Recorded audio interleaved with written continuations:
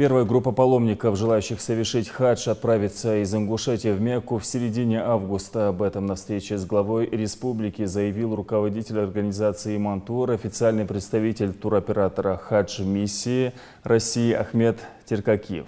На текущий момент число подавших документы составляет порядка 200 человек. Из них часть уже оплатила услуги. Возможность подать заявку на участие в хаджу и у жителей региона есть до 20 июля. По его словам, в республике в нынешнем году выделена квота на 1400 человек. Предполагается выполнить 4 прямых авиарейса Магас-Медина и обратные Джидда-Магас по тарифу стандарт. Кроме того, жители смогут воспользоваться услугой эконом-класс и отправиться к святым местам через Иорданию авиарейсом Магас-Акаба. Полное соглашение есть. Магас-Медина, Джидда-Магас.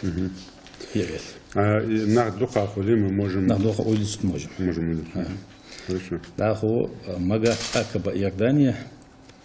شريسي دكتور ناخذ قاخولي قوة حلق الجوين داخو ناخذ حاجة. زي مش تفتر إن شاء الله. эконом. Это $2200. Магаз Иордания Акаба, дальше автобусами комбинированный. До Медины, оттуда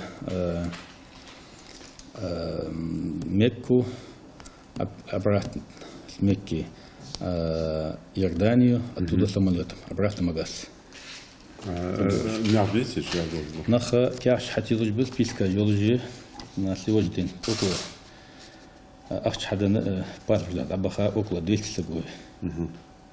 Так на хауж бы телевидение бол бежит солка. Всего хашан до 200, да? Паспорт да абаха ахчхадана до 200 собой.